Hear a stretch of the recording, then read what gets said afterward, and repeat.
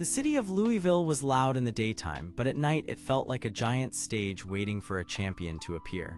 Bright streetlights glowed on wet pavement, and the old gym stayed open late, filled with the sharp sounds of gloves, ropes, and hard breathing. In that city lived a young man named Cassius Clay, a black man with short black hair, quick feet, and a voice that never stayed quiet for long. He wanted more than trophies, because he wanted the whole world to hear him say that he was great before anyone else dared to say it for him. That dream mattered because in a world that expected him to stay small, Cassius wanted to stand tall and prove that speed, pride, and belief could change everything. Around him, people watched with different hopes and fears, and the biggest danger was simple to understand from the start. If Cassius could not rise fast enough, the world would treat him like a loud boy who made too many promises. His first true guide was Coach Henry, a broad man with a shaved head, a gray beard, and calm eyes that missed nothing. Henry trained young fighters in a worn gym with cracked walls, and he cared about discipline more than noise. He saw that Cassius had rare speed, but he also saw the danger inside that speed, because a fast fighter who does not think can lose control the moment fear enters the ring. Henry wanted Cassius to become more than a showman, and that made him matter from the beginning. There was also Ricky, a quiet young sparring partner with brown hair and a careful face, who helped Cassius sharpen his timing in long afternoon sessions. Ricky wanted respect, and he pushed Cassius harder than most people dared. Together, they built a simple but powerful plan because Cassius did not just want to win fights. He wanted to become a symbol, and he believed that if he moved fast enough, even the hardest world could not catch him. The first years felt like a storm of light. Cassius bounced into the ring with a smile, talked fast, moved faster, and turned every match into a performance. People came to laugh at the young man who bragged too much, but they left remembering him because his hands landed first and his feet never stayed still. He won again, and each victory made his voice louder. He said he was the greatest, and the world began to wonder if he might be right. Then came the greater stage where every camera looked close and every mistake looked huge. Cassius took the world title, and the name Muhammad Ali began to rise beside the name he was born with. That change mattered because it showed a deeper part of him, a part that wanted his life to belong to his faith and his own choice.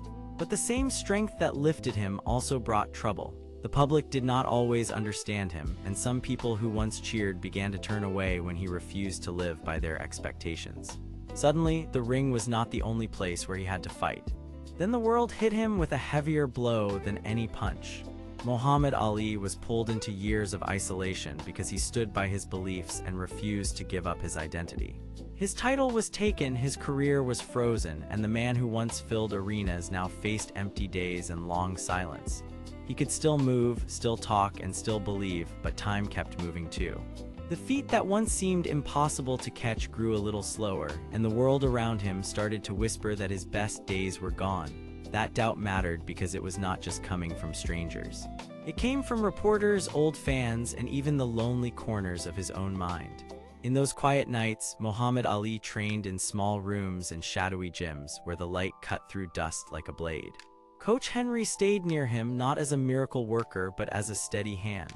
He reminded him that a champion is not made only when the crowd is loud. A champion is made when nobody is watching and the heart still chooses to stand up.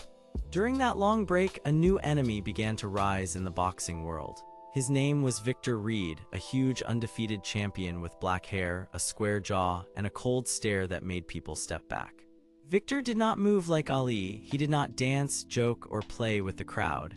He pressed forward like a wall and believed that force was the only truth that mattered. Victor wanted to crush Ali for one simple reason. He believed the old legend was finished, and he wanted to prove that speed, style, and pride could not survive against raw power. That motive made him dangerous because he was not fighting only for glory. He was fighting to erase the memory of Muhammad Ali and replace it with a new order built on fear. Victor and his manager, Sharon Miles, a sharp woman with straight blonde hair and a hard smile, used every interview to say the same thing.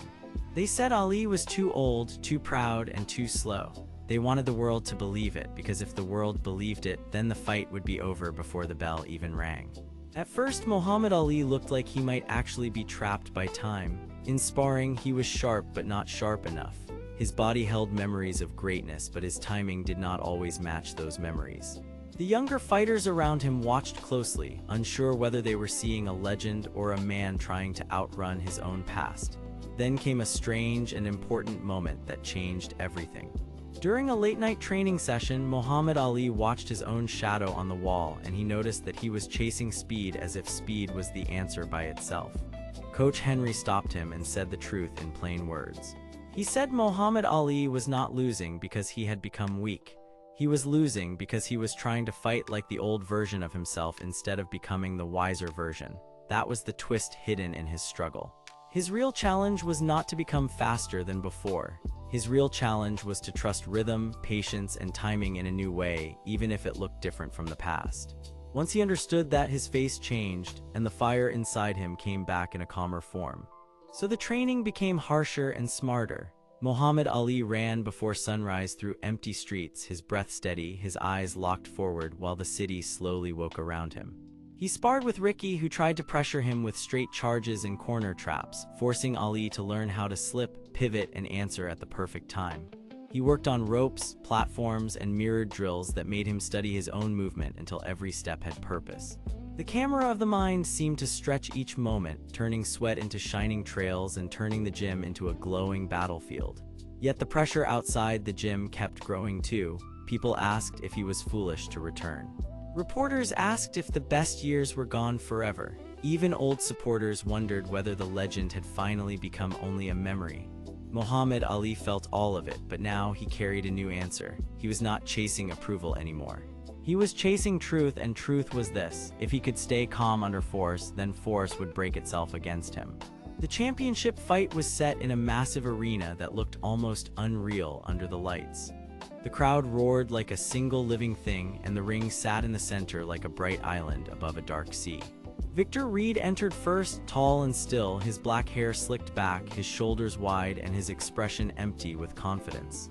He looked like a man who believed the end had already been decided. Then Muhammad Ali stepped out, older now, leaner now, but carrying a quiet flame that the cameras could not fake. His black hair was short as ever, his eyes were sharp, and his stance looked relaxed in a way that hid deep skill. He had already told the world what he planned to do, and now he had to do it for real. The bell rang, and Victor rushed forward with heavy power, trying to trap him against the ropes and overwhelm him before the rhythm could begin. Muhammad Ali moved back, turned, slipped, and answered with fast combinations that cut the air like lightning. Round by round, the fight became a battle of two worlds. Victor pushed with all his strength, believing that a wall could not be broken if it kept moving. Muhammad Ali gave ground when he had to, then stepped in with clean counters that made the crowd erupt in waves. Each time Victor tried to corner him, Ali found a narrow path out. Each time the champion tried to crush him with force, Ali returned with timing that looked almost impossible. But the battle was not easy, and the old fear came back in flashes. There were moments when Muhammad Ali felt the weight of age in his legs and the memory of those long, silent years in his chest. In those moments, he did not panic. He remembered Coach Henry, he remembered the empty gyms, and he remembered that greatness was not a loud voice. Greatness was the choice to keep moving when the body complained and the crowd doubted. That choice kept him alive in the fight, and the arena felt that change as clearly as thunder. As the later rounds came, Victor Reed slowed for the first time because his force had burned too hot for too long. Muhammad Ali saw it happen, and he understood that the fight had turned. He no longer needed to run from the wall. He needed to guide it into emptiness. With a final burst of rhythm, he floated to the side, drew Victor forward, and answered with a sharp, clean combination that broke the champion's balance and drove him back step by step. The crowd rose as one, screaming his name because they were not just watching a fight anymore. They were watching a man reclaim himself. Victor tried one last charge, but Ali read it early, slipped away, and struck with such perfect timing that the larger man stumbled and had to retreat into the ropes. The bell sounded and the arena exploded. Muhammad Ali stood in the center under blazing lights, breathing hard, his face calm, his body tired, and his spirit fully awake. He had not beaten time itself, and he had not become young again. He had done something greater. He had accepted who he was now, and by doing that, he became stronger than the fear that tried to finish his story. Yet even in victory, the night held one more shadow, because the world had seen his return, and everyone now wanted to know how far this new version of Muhammad Ali could go. The bright lights of the arena still burned in the minds of everyone who had watched Muhammad Ali stand calm in the center ring, because no one had expected a man who looked tired to move with such quiet control. The crowd had come to see speed, power, and a young body that could not fail, yet what they saw instead was something harder to explain. They saw a man who understood his limits and refused to bow to them. That truth spread fast through the night, and by morning, people across the city were talking about him in barbershops, gyms, newsrooms, and kitchen tables. Some called it a miracle, some called it a trick. Victor Reed called it a warning. Victor was a tall man with black hair, a heavy frame, a square jaw, and a stare so cold that it made most men step back before he even spoke. He was the reigning champion in the eyes of many hard fighters, and he wanted one thing above all else. He wanted to prove that the old legend had already spent his last strong hour. Beside him stood Sharon Miles, a sharp woman with straight blonde hair, a slim build, and a hard smile that never reached her eyes. She was not interested in pride the way Victor was. She wanted control. She wanted Ali, his name, his return, and the money that would follow. She believed the world did not care about truth as much as it cared about a story, and she planned to own that story before anyone else could. In the middle of all of this stood Coach Henry, a man with a shaved head, a gray beard, broad shoulders, and steady eyes. He had trained fighters long enough to know that fame could help a man and ruin him in the same day. He wanted Ali to stay free, stay sharp, and stay honest. He also wanted Ricky there because Ricky was a young man with brown hair, a slim athletic frame, and a serious face that showed more thought than talk. Ricky had watched the last fight with both awe and fear, and now he wanted to learn what it truly meant to fight with purpose instead of noise. Back at the Louisville gym, the air felt thick with dust, sweat, and the old smell of hard work. The cracked walls, hanging heavy bags, old ropes, and rough training rings stood like silent witnesses to every bruise, every lesson, and every dream that had passed through the place. Coach Henry brought Ali there before the sun fully rose, and Ricky followed with tape, water, and fresh gloves. Ali walked in wearing white and gold boxing trunks, white gloves, and a focused expression that stayed calm even when his body felt heavy. His short black hair shone under the weak morning light, and his sharp eyes moved over the room as if he was measuring every shadow. He was still the same man who smiled under pressure, but now that smile had a quieter edge. He knew the world was watching, and he knew the next step would matter more than the last one. Coach Henry set a hand on the ring rope and spoke in a low voice. He told Ali that the public would demand a spectacle, but the real fight was not against the crowd. The real fight was against the need to prove too much. Ali listened carefully, then nodded once because he understood. He did not need youth to be useful. He did not need to become someone else to matter. He only needed to fight with complete truth.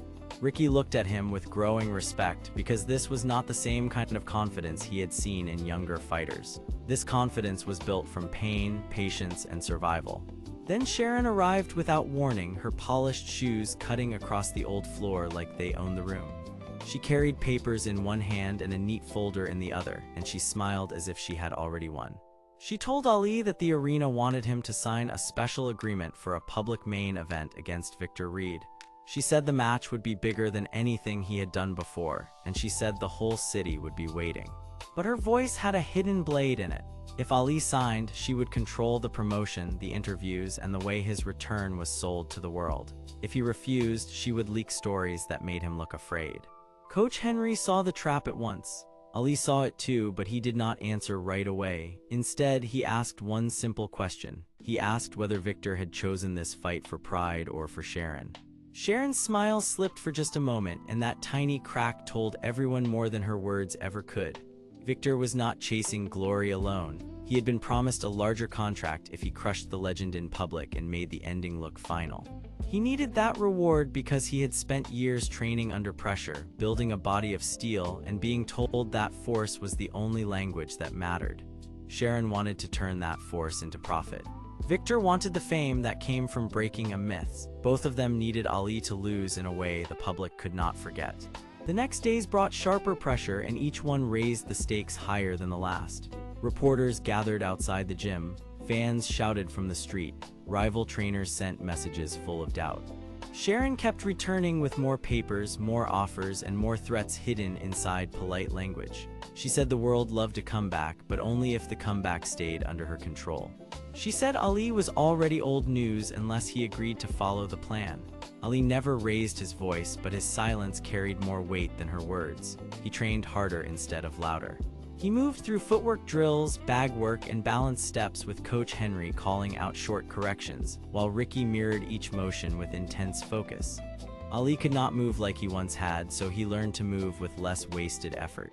Every step became useful, every turn became clean, every breath became part of the plan.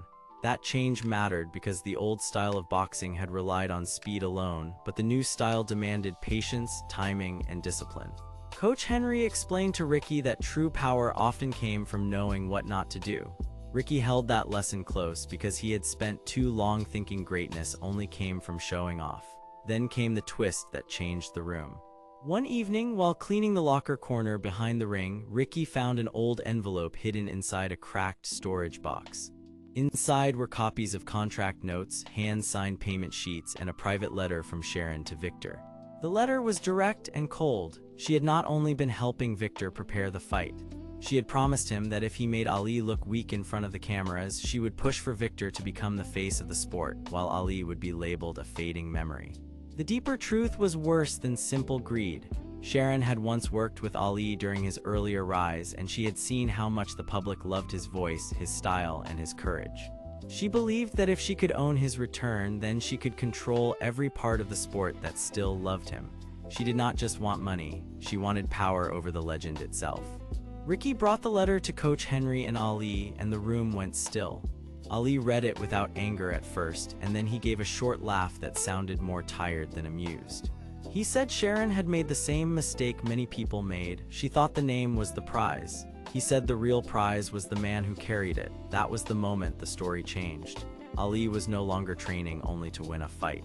He was training to protect his own truth from being stolen by people who saw him as a tool. When fight night finally came, the championship arena rose like a massive storm of light, noise, and shadow. The overhead lamps glared down on the central ring, while the seated crowd filled every level with motion and heat. Victor Reed walked out first, his black hair slicked back, his muscular frame tense, and his expression locked in cold force. He wore dark championship trunks and black gloves, and the crowd answered him with a loud wave of fear and respect. Sharon watched from the side with her blonde hair pulled smooth, her dark business suit sharp under the lights, and her calculating smile hidden behind a calm face. She believed the night belonged to her. Ali stepped out next, and the arena changed at once. He wore white and gold trunks, white gloves, and that same focused look, but now it was deeper and steadier. He was not trying to look young. He was not trying to look untouched. He was showing the world a man who knew exactly who he was. Coach Henry stood in the corner, shoulders set, eyes steady. Ricky stood near the ropes with careful hands and a serious face, ready for anything. The bell rang, and Victor came forward with crushing pressure, throwing heavy strikes meant to overwhelm quickly. Ali moved back, then sideways, reading the rhythm with patient eyes. The crowd leaned in because they expected force to win, but Ali answered with timing. He slipped just enough, turned just enough, and let Victor waste energy on empty space. Victor grew angry, and that anger made him rush. Sharon saw the change and tightened her jaw because the fight was not following her script.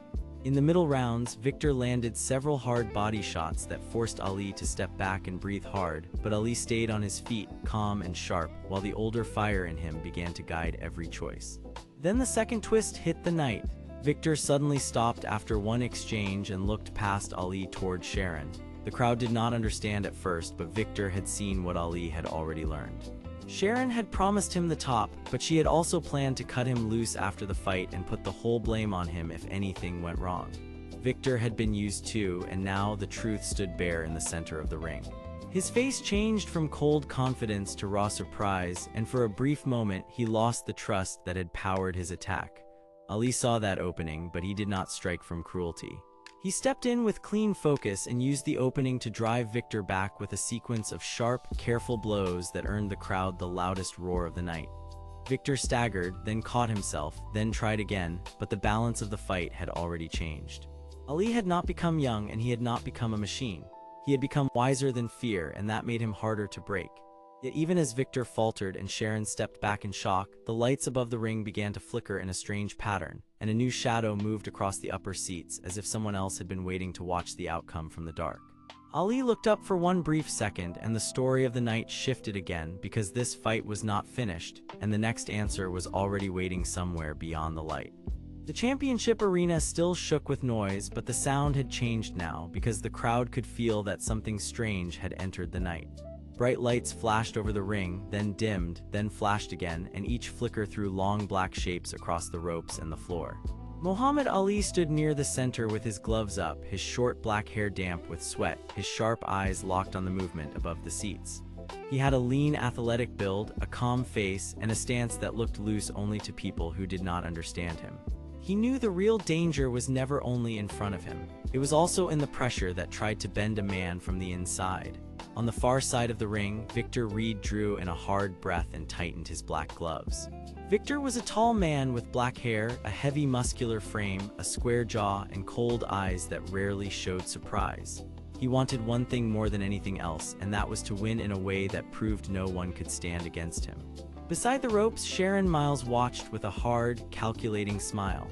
She was a sharp woman with straight blonde hair, a slim build, and a dark business suit that made her look neat and dangerous at the same time. She wanted control, not just victory, because control meant money, power, and the ability to decide who rose and who fell. Coach Henry stayed near the corner with his shaved head, gray beard, broad shoulders, and steady eyes, while Ricky waited close by in plain gym clothes and gloves, his brown hair falling across a serious face. Henry wanted Ali to stay smart and safe, and Ricky wanted to help however he could, because both men knew the night had become bigger than a simple fight. Something in the upper seats watched all of them in silence, and the problem was now clear to everyone who still had the courage to look. Someone had planned this night to break Ali, to shake Victor, and to use the arena crowd as cover for a hidden move that had not yet been revealed. Ali kept his eyes on the shadow for one heartbeat, then he looked back at Victor and made a choice. He would not let the strange lights steal his focus, and he would not let fear turn his mind into a mess. He gave Victor a small nod, not from respect alone, but from the calm challenge of a man who understood the moment. Victor answered with a sharp forward step, and the ring suddenly felt smaller. He came in with raw force, throwing a heavy combination meant to crush Ali against the ropes and end the opening of this new round before Ali could settle. Ali moved with quick feet, slipping to one side, then the other, his white gloves turning the pressure aside in clean, smart beats.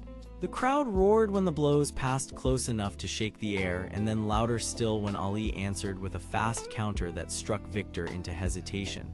Victor had expected fear, and he had found rhythm instead. That difference mattered. It made him angry, and Sharon saw that anger at once. Her smile faded into a thin line because anger in a fighter could be useful, but only if it stayed under control. If it turned wild, then her plan would lose shape. She lifted two fingers toward the dark seats, and the shadow above them moved again, slow and careful, as if waiting for a signal. Coach Henry noticed the motion and frowned because he understood that Sharon was not only watching the fight. She was guiding it. Ricky leaned close and asked if they should tell the officials about the flickering lights, but Henry shook his head once. Not yet. He wanted to see what Sharon was trying to hide, because the first rule in a trap was to learn where the wire ran. The lights flickered harder, and for a moment the ring looked like a broken picture, cut into pieces by shadow and glare. Ali used that broken moment well. He stepped in close, touched Victor with a quick jab, then slid out before the bigger man could lock his arms around him. Victor swung again, harder this time, and the canvas groaned under his feet as he forced the fight forward. He was not only trying to win now, he was trying to erase the shame of looking shaken in front of the whole arena. That shame mattered to him because Victor had built his whole life on the idea that force should always rule. He had trained under men who praised power and mocked patience, and Sharon had promised him this stage would make him untouchable. But Ali kept proving that power alone was not enough. A fighter also needed timing, patience, and heart. In the middle of the pressure, Ali began to notice something new. The shadow in the upper seats was not random. It was moving in a pattern, shifting from one gap in the lights to another, always just out of full view. Ali remembered the way Coach Henry had taught him to study not only hands, but habits. The watcher was not just watching. He was sending a signal. Ali looked to Henry for only a second, and Henry understood the question without words. He had seen enough. There was someone in the upper level helping Sharon, and the strange lighting was part of the plan. The arena had been set up to confuse the fighters, slow their reactions, and make one mistake look like fate. That was the real stakes of the night now. If Ali lost his focus, Victor would use the opening. If Victor lost his mind, Sharon would push him harder. And if the hidden watcher completed the signal, whatever plan waited above the arena would finally be put into motion. Then the twist came, and it was small at first, which made it worse. One of the upper shadows stepped forward just enough for Ali to see a face, and that face belonged to a man he knew from the gym. It was Eddie, the arena electrician, a quiet worker with a tired expression and dark hair, the kind of man most people forgot in a crowd. He had helped keep the lights running during local events, and he had once thanked Coach Henry for giving him work when times were hard. Ali had never seen Eddie as a threat. Now he understood that Eddie was not there by choice alone. Sharon had used money and pressure to force him into helping her, and Victor had probably never even asked what the setup was. Eddie had been told to keep the lighting unstable just long enough to unsettle Ali and make Victor look stronger by comparison. That was Sharon and Victor together in the same ugly design, one using fear and the other using strength, both hoping the truth would stay hidden. Ali felt anger rise, but he did not let it take him over. Instead, he called out, clear and loud, asking Eddie why he was helping this mess. The voice echoed through the arena, and the crowd began to murmur. Sharon snapped her head up because she had not expected Ali to expose the hidden link so fast. Eddie froze in the shadows, torn between guilt and fear. Victor looked back too, and for the first time, he looked less like a wall and more like a man standing near the edge of a mistake. Coach Henry stepped forward and raised one hand toward Eddie, not with blame, but with warning. He told Eddie to stop now, before the whole scheme collapsed on top of him. Ricky added that nobody there wanted to see a worker trapped between rich people and their demands. That simple truth reached the man. Eddie looked down at the control box beside his seat, then at the ring, then at Sharon, and he saw that he had become part of a plan that would hurt everyone except her. His hands shook, the lights flickered one last time, then steadied for a breath as if the arena itself was waiting for his answer. In that breath, Victor charged again, desperate to use the distraction before it could vanish. He lunged with full force, trying to overwhelm Ali while the crowd still watched the upper seats. But Ali had already changed. He was no longer fighting only to survive the round. He was fighting to break the trap in front of everyone. Ali met Victor in the center and slipped inside the heavy rush, then landed a clean series of shots that forced Victor back 2 steps, then 3. The crowd exploded not because the punches were cruel, but because they were exact. They carried skill, courage, and perfect timing. Victor tried to push forward again, but his balance had already begun to slip because anger made his movements bigger and slower. Ali saw the opening and chose restraint over wild force, guiding the fight instead of chasing it. That choice mattered. It showed the change inside him. Earlier, he had wanted to prove he was the best by making a loud statement. Now he wanted something deeper. He wanted truth, fairness, and control over his own mind. Sharon understood that the match was slipping from her grip, so she shouted at Victor to finish it and move harder. But her words only made him tighten up.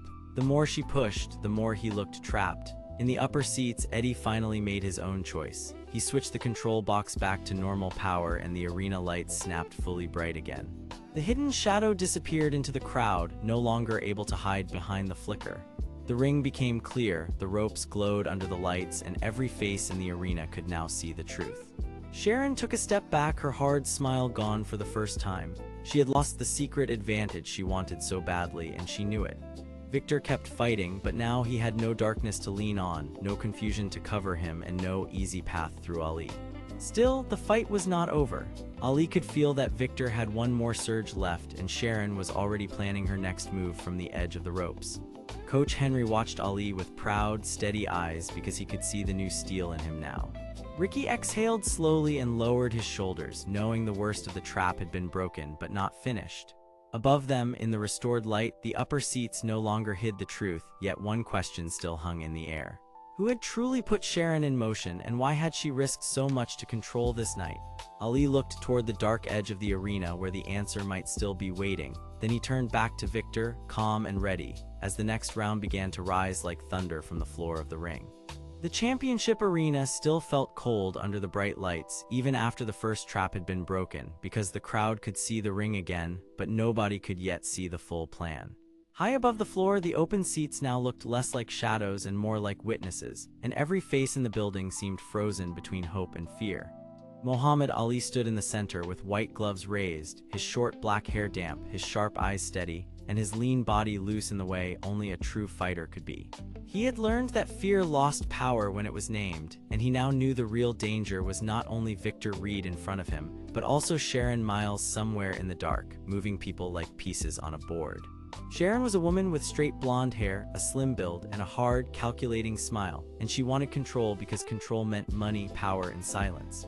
Victor Reed was a tall man with black hair, a heavy muscular frame, and a cold stare, and he wanted to crush every challenge because losing would shatter the image he had built around himself. Coach Henry, a man with a shaved head, a gray beard, and broad shoulders, watched from the corner with steady eyes, knowing this round could decide whether Ali kept his focus or stepped into another trap. Ricky, young and serious with brown hair and a slim, athletic frame, leaned near the ropes in plain gym clothes, ready to move if danger came from the side instead of the front. Even Eddie, the tired arena worker with dark hair and a nervous face, stood near a maintenance door with his hands shaking, because he had begun to understand that the people who ordered him around cared nothing about him at all.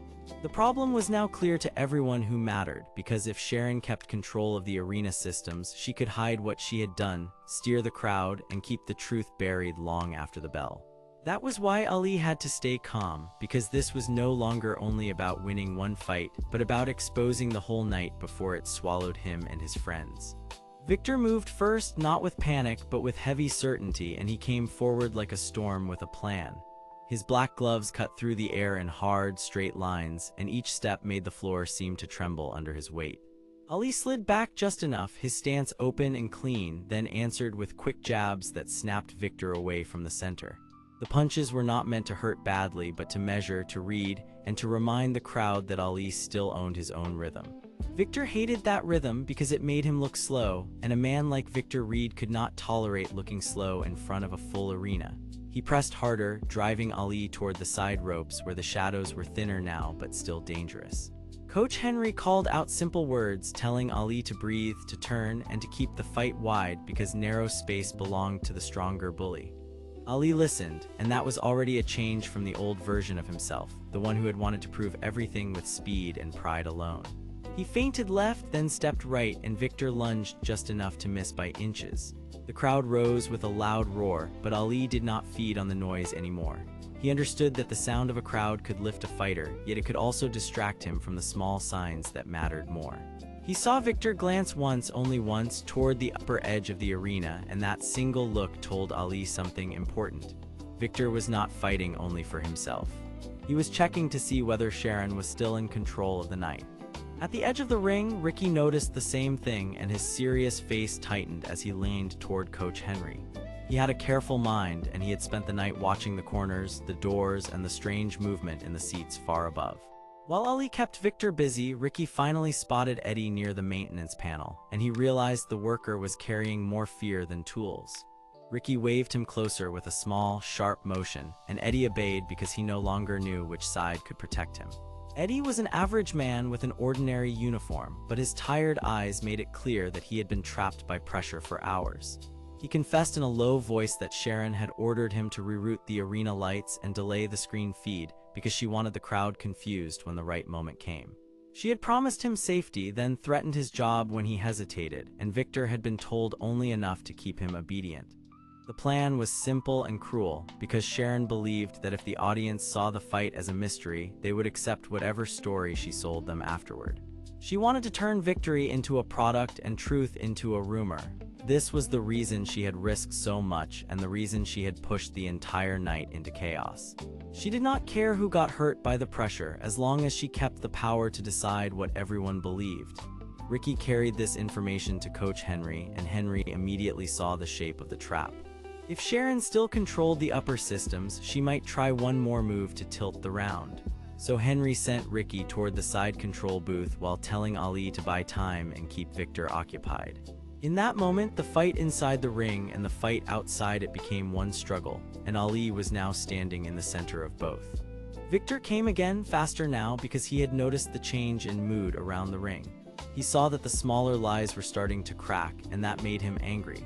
He He threw a hard combination aimed at Ali's head and body, hoping to force him into the ropes and end the fight before more truth could spread. Ali blocked, shifted, and turned his shoulders with smooth control, but Victor still pushed him back one step, then another. The pressure felt huge, yet Ali found something new inside himself. He was no longer boxing only to win applause or prove a point. He was boxing to protect the people behind him and to make sure Sharon could not turn their work into a cage. That purpose gave his movement a different shape. He stopped drifting and began planting his feet with calm precision. When Victor lunged again, Ali stepped inside the heavy reach, touched Victor with a quick body shot, and then slipped away before the counter could land cleanly. It was a small move, but it changed the mood of the round because Victor finally looked frustrated. At that same moment, a loud crack came from the upper section, and one of the arena screens flickered to life with a hidden control page. The crowd did not understand it yet, but Coach Henry did, and so did Sharon, because the control panel was now exposed. The lights above the ring shifted, and for one strange second the whole arena seemed to split into two worlds, one built on spectacle and one built on truth. Then a new figure appeared at the edge of the control booth, and this was the first real twist of the night. The person was not one of Sharon's callers at all.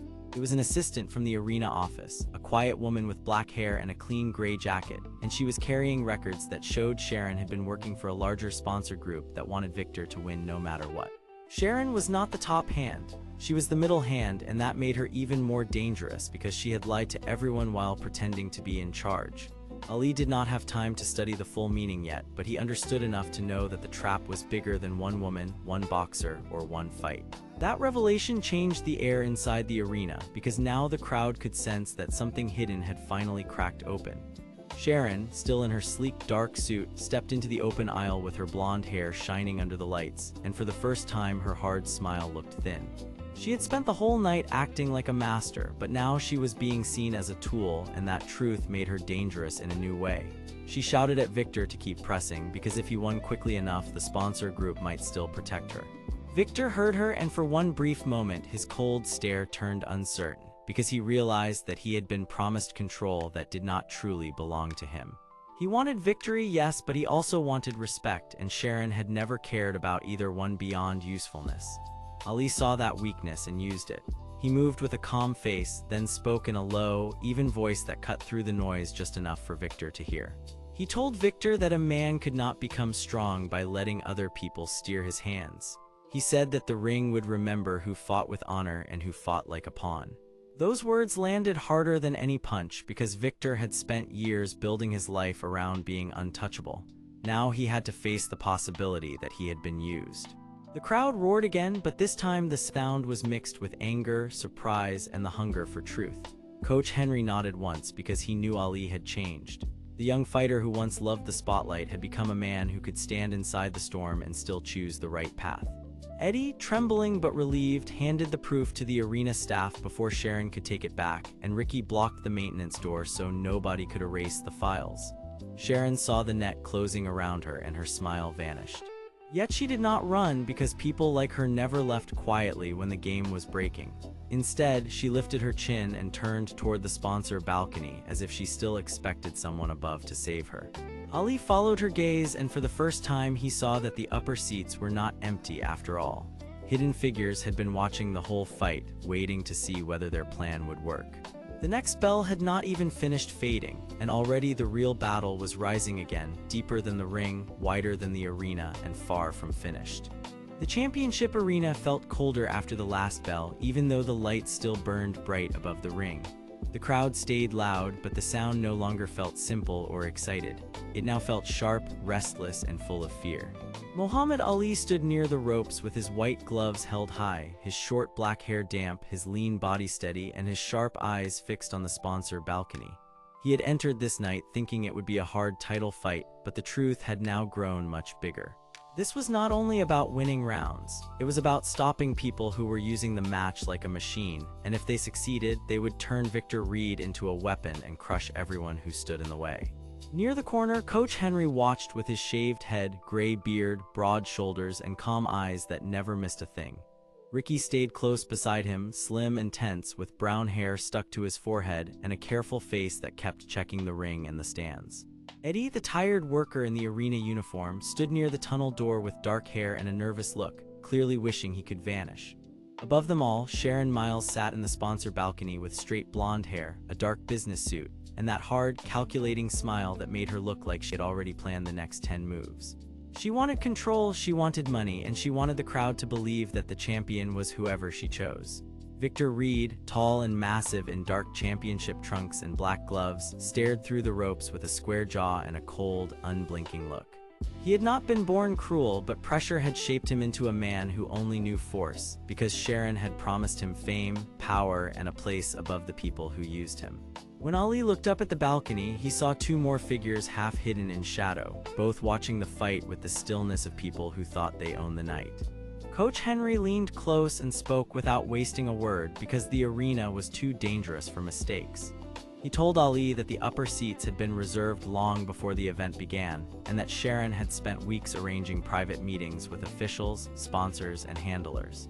She did not care who won in the clean way. She cared only that the result matched her plan. If Victor looked unstoppable, then new contracts would be signed, old debts would be buried, and the people in the balcony would gain more power over every fight in the city. That was why the match had felt wrong from the start. That was why the referees kept hesitating, why the lights dimmed at strange moments, and why the crowd had been pushed toward panic instead of fair sport.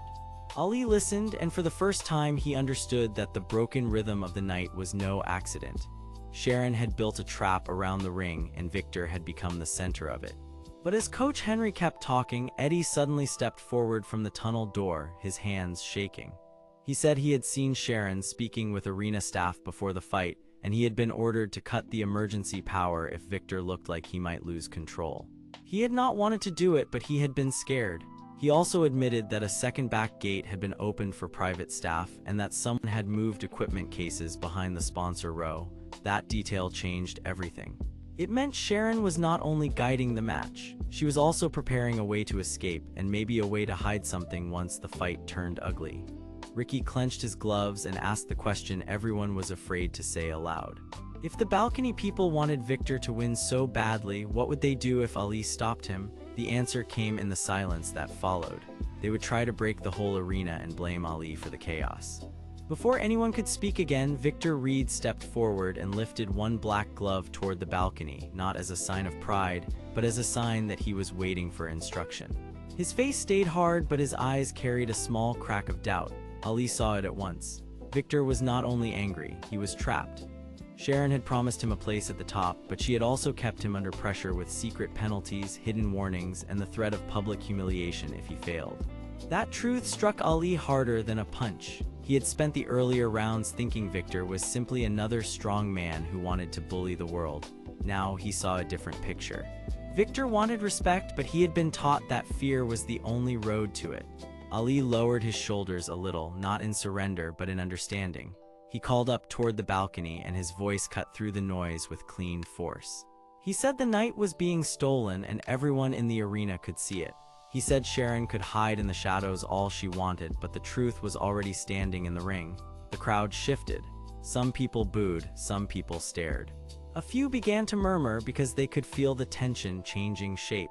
Sharon's smile did not move, but her eyes sharpened. She gave a small nod to one of the hidden figures, and at once the arena lights flickered. For one dangerous second, the whole ring dipped into a dark shimmer, and when the lights returned, the lower gate near the tunnel stood open. Two men in dark staff jackets stepped out, trying to reach the side of the ring. They were not fighters, they were clean-up men, and they were carrying folded cables and a heavy control case. Coach Henry shouted for everyone to stay back, and Ricky rushed toward Eddie to pull him away from the open doorway. Eddie, now terrified but finally honest, pointed and told them that the control case held the emergency sound switch. If it was triggered, the crowd would be overloaded with noise and the security teams would rush the wrong side of the arena. That was Sharon's real plan. She wanted confusion because confusion would make Victor look like a monster and make Ali look like the cause. Ali moved first. He crossed the ring with calm steps, not chasing the men but cutting off the path between the tunnel and the control case. Victor moved at the same time, and for a heartbeat the whole arena thought the two great fighters would collide again in rage. Instead, Victor stopped short. He looked from Ali to the balcony and then back to Sharon, and something inside him finally changed shape. He saw that she had used his anger like a leash. He saw that every promise had been tied to another order and that her support had never been respect. It had been ownership. The twist of that truth hit him hard enough that his shoulders dropped. He did not become soft and he did not become kind, but he became honest. He said he had been told Ali was the enemy, yet the real enemy was the hand above them pulling every string. Sharon stood up in the balcony, her smile gone now, her face flat and cold. She ordered the hidden staff to move, but Coach Henry had already shoved the arena security radio into Eddie's hands and told him to broadcast the truth through every loudspeaker he could reach.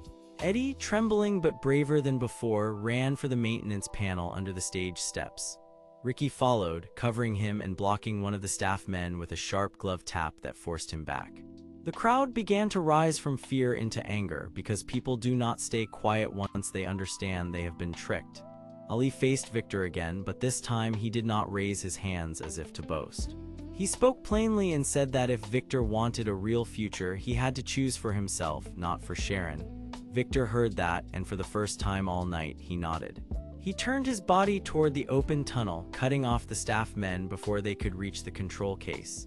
The two of them, once locked as enemies, now stood on the same line for one brief and impossible moment. The clash that followed was not a normal fight, and it was not meant to be. It was a fast, brutal scramble through bright light and moving shadows, with Victor using his size to block, Ali using his speed to guide, and Coach Henry shouting short commands from the corner. One staff man slipped away toward the lower stairs, but Ricky caught his sleeve and drove him back with a clean shoulder check. Eddie finally reached the panel and yanked the emergency power switch away from Sharon beside the system. The arena sound changed at once, and the crowd heard the sharp burst of a warning tone instead of the planned noise storm. That failure broke Sharon's hold on the moment. She slammed her hand on the balcony rail, furious now, and for the first time her control slipped enough for everyone to see it. Yet even then, the night was not settled.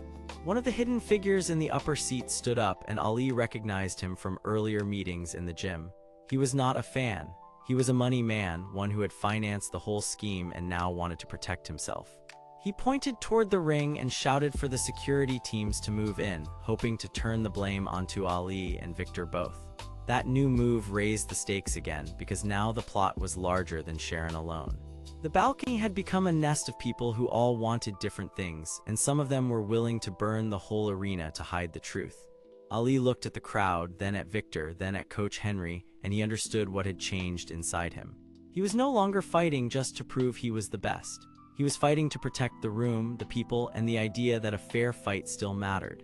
He took a slow breath, set his stance, and prepared for whatever came next, while the sponsor balcony darkened above him and the next move of the hidden plan began to rise. The championship arena glowed like a giant trap with bright lights above and dark seats below, while the crowd kept shouting in waves that never fully settled. Smoke from the failed threat still hung near the rafters, and every sound felt sharper because everyone knew the night had changed. Muhammad Ali stood in the center of the ring with white gloves lifted, his short black hair damp with sweat, his lean body steady, and his sharp eyes fixed on the shadowed sponsor balcony. He was a black man in white and gold trunks, and he no longer moved like a showman trying to impress the room. He moved like a man who had found a reason bigger than himself. Coach Henry stayed near the ropes, broad shoulders tense, gray beard set hard, and tired eyes watching every corner. Ricky stayed farther back with his brown hair stuck to his forehead, his slim frame ready, and his face serious in a way that showed he understood the danger now. Victor Reed stood across from Ali like a wall that had learned how to hate, tall and heavy with black hair, square jaw, and black gloves hanging at his sides as if he already believed the ring belonged to him. Above them all, Sharon Miles watched from the darkened balcony, her straight blonde hair catching the last light, her slim body still and precise, her cold smile saying she had planned this night for a long time. The problem was no longer only the fight. The problem was the truth itself, because someone had tried to use the arena, the crowd, and even the fire alarm system to bury a rigged match and protect the people who had paid for it. If Ali lost now, the lie would survive. If he won without exposing the scheme, the same people could repeat it anywhere else. That was the real stake, and Ali understood it better than anyone in the room. Victor took one step forward, and the floor trembled under his weight, while the referee tried to keep his voice calm and steady.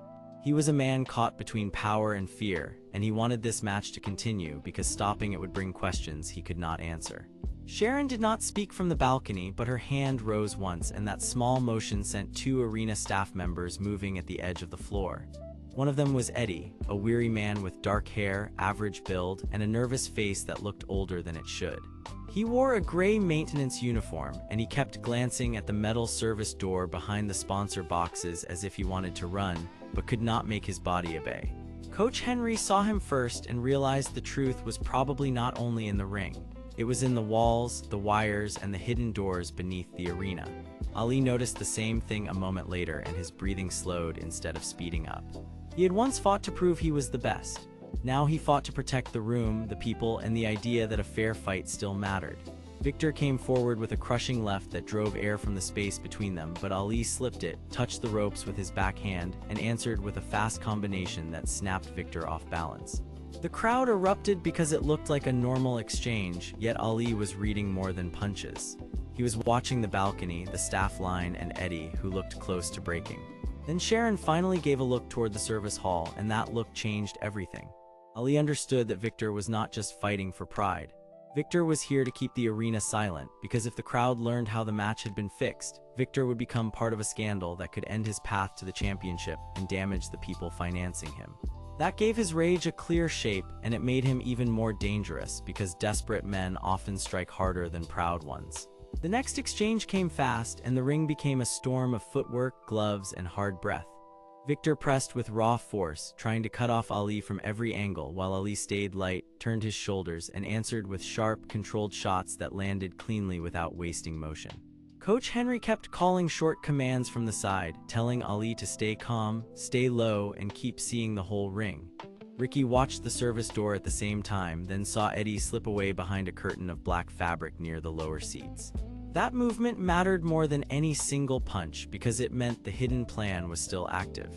Ricky moved along the edge of the crowd, careful and quick, and soon he found Eddie beside an open panel that led into the arena control tunnels. Eddie was shaking, but he was not cruel. He had been told to keep quiet because his family needed his paycheck, and Sharon had made it clear that people who spoke too much would never work in an arena again. He had agreed out of fear, not because he wanted the lie to win.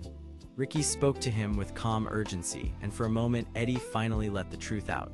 The balcony team had ordered the lights to fail if Ali gained control, and they had also planned to lock the lower exits long enough to force panic.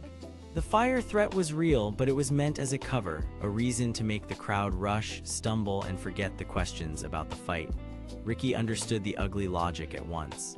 The sponsors wanted confusion because confusion was easier to control than honesty. He sent Coach Henry a quick signal, and Henry saw it just in time to shout for Ali to stay center and avoid the lower left side of the ring. Ali heard the warning through the roar, adjusted at once, and blocked a hammering right hand that would have pushed him toward the trap. He countered with a body shot, then another, each one placed with perfect care, not to hurt Victor badly, but to slow him to think and to make him show the crowd what he was really doing. That was when the twist became clear to everyone who was still paying attention. Victor was not the true master of the scheme. He was the weapon Sharon had aimed at the ring. She had promised him the title path, the money, and the image of greatness, but only if he stayed loyal and helped bury the corruption of the night. Victor had accepted because he feared being replaced and because he thought power would make the fear go away. But now Ali could see the crack in him. Victor had begun to realize that Sharon would sacrifice him the moment he became inconvenient. The cold certainty in his eyes was not confidence anymore. It was panic wrapped around anger. Ali used that moment with perfect timing. He stepped in, made Victor overcommit, then turned the larger man with a clean pivot that sent him stumbling against the ropes. The crowd roared again, but this time they were roaring for more than a punch. They were seeing a fighter who understood the whole battle. Sharon noticed the change and finally lost her calm. She barked orders to the staff line, but Eddie, no longer able to carry the shame, pulled the control panel open and ripped free the lock on the exit system. At the same time, Ricky reached the balcony stairs and started upward, determined to bring the truth into the light before the sponsors could vanish. Coach Henry remained at ringside, steady as stone, watching Ali with pride and fear together because he knew the hardest part was still coming. Ali stood in the center of the ring, chest rising and falling, eyes locked on Victor, then on Sharon, then on the crowd that had not yet fully understood how close they had come to disaster. He had changed in a way that could not be undone. He was no longer the boy who wanted applause and no longer the fighter who only wanted glory. He had become a protector, a witness, and a man willing to stand in the middle of a lie until the lie cracked open. Victor raised his gloves again, but this time his stance wavered and the whole arena could see it. Ali lowered his shoulders, not in surrender but in readiness, while the dark balcony above began to fill with moving shadows and the next act of the hidden plan started to rise. The championship arena glowed like a giant stone furnace, with bright lights pouring down onto the ring and dark seats rising around it like cliffs. The crowd was loud, but the sound felt strange now because fear had slipped into the cheers. High above the ring, the balcony stayed hidden in shadow, and that darkness seemed to move on its own, as if the night itself had chosen to watch. In the middle of that pressure stood Muhammad Ali, a black man with short black hair, sharp eyes, and a lean body that still looked loose, calm, and ready. He had come here wanting glory once, but that part of him had burned away. Now he wanted something much harder to earn. He wanted the truth to survive the night. Beside the ring edge, Coach Henry stood with his shaved head, gray beard, broad shoulders, and steady eyes, looking like a man who had seen many storms and refused to bow to any of them. Ricky, a young man with brown hair and a serious face, kept his boxing gloves raised near his chest, watching every move with loyal focus. And in the press row near the ropes, Sharon Miles, a sharp woman with straight blonde hair and a hard, calculating smile, sat in her dark business suit like a queen in a room she believed she owned. She wanted Victor Reed to win, not only because he was strong, but because she had built a whole plan around him. If Victor broke Ali in front of everyone, Sharon would control the stories, the contracts, and the future of the sport. That was the real battle now, not just who could strike harder, but who could hold the truth long enough for the world to see it. Victor Reed, tall and heavy with black hair, a square jaw, and black gloves, stood across from Ali with a cold stare that now carried a crack of doubt. He had been trained to crush, to dominate, and to never show weakness. Yet the crowd had seen him hesitate, and in a fight like this, hesitation could ruin everything. He did not only fear losing the match. He feared losing the image that Sharon had built around him, because that image was the only power she had ever promised him. Coach Henry took one step closer to the ropes and spoke with the low calm of a man who knew the truth mattered more than noise. He told Ali to keep his eyes open because the real danger was not only in Victor Reed. It was above them in the moving shadows on the balcony. Ali nodded once and his face stayed still, but his mind sharpened. He could feel that something was wrong in the way the crowd kept shifting, in the way the arena workers kept looking up, and in the way Sharon kept glancing toward the dark upper level. Then Eddie appeared near a side passage, wearing a worker uniform and carrying the tired, nervous face of a man who had not slept well in many nights. Eddie was an arena maintenance worker, a man who wanted nothing more than to do his job and go home. He had no dream of fame, no desire to fight, and no reason to stand in the center of danger. That was exactly why he mattered. He was one of the few people inside the arena who had seen the hidden plan from the start. His hands shook as he looked toward Coach Henry, then toward Ali, as if he feared that speaking at all would bring trouble down on him. Ricky noticed Eddie first and gave him a careful nod, trying to show that he was safe. Eddie swallowed hard and said that the balcony crew had not been there for normal security. They had been moving equipment, blocking exits, and carrying sealed cases that were not part of the fight night setup. He did not know every detail, but he knew enough to understand that Sharon had arranged something to happen if Ali began to expose her.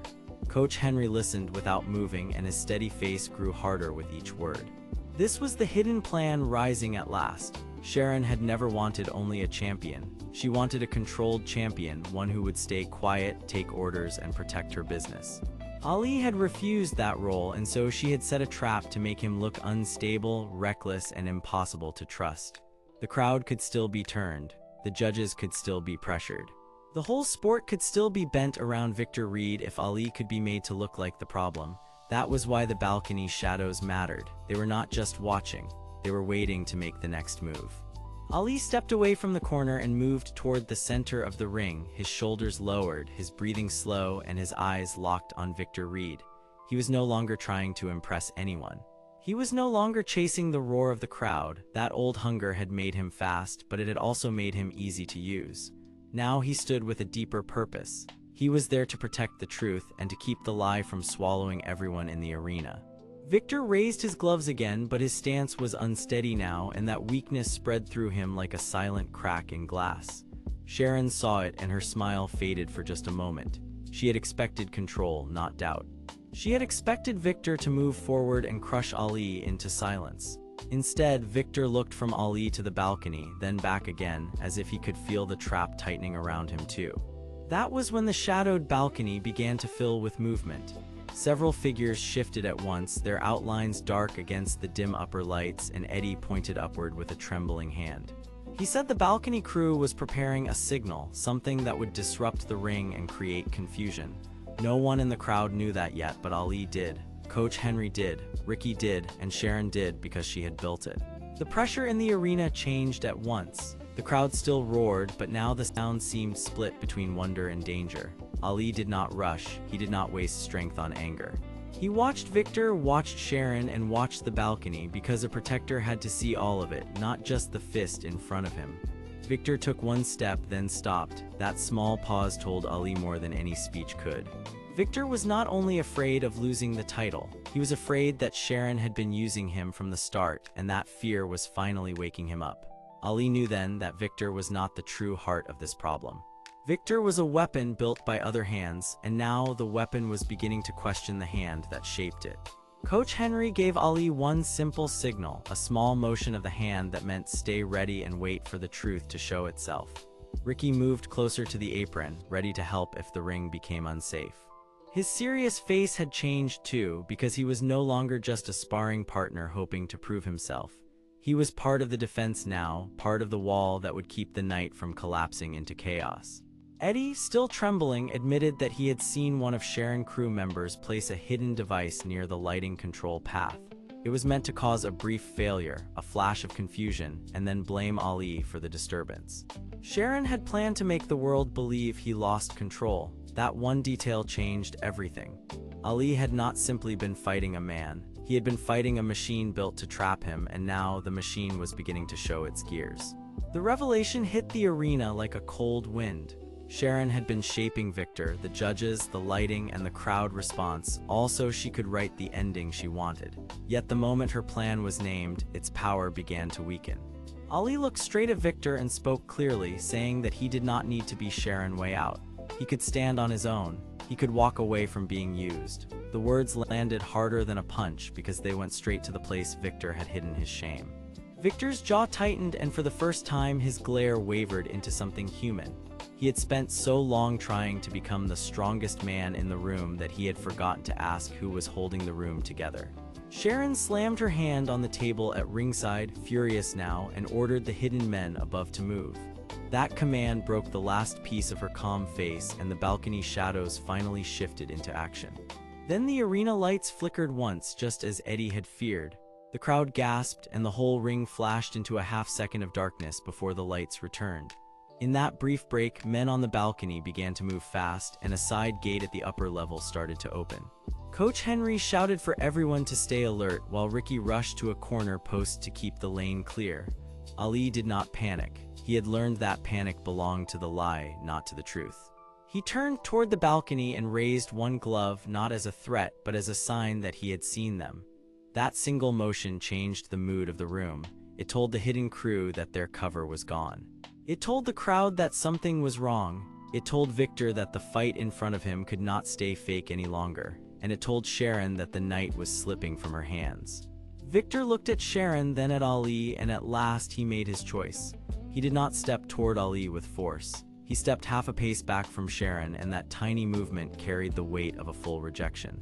Sharon barked at him again, but the sound now felt small inside the huge arena.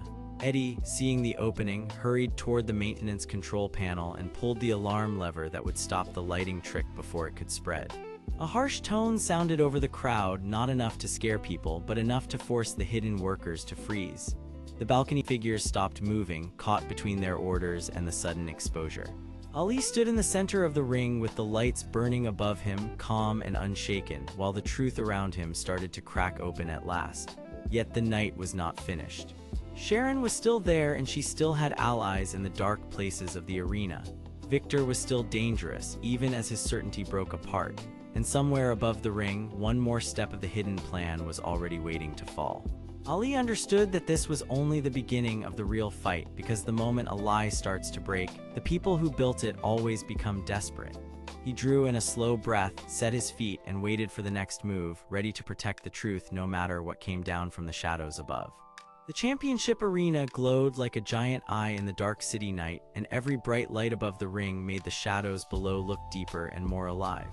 The crowd still roared, but the sound now felt uneasy, like people could sense that something was wrong even if they could not name it. Muhammad Ali stood in the center of that pressure with his white and gold trunks shining under the lights, his black hair damp with sweat, his lean body loose and ready, and his sharp eyes fixed on the space above the ring where the hidden plan was supposed to fall.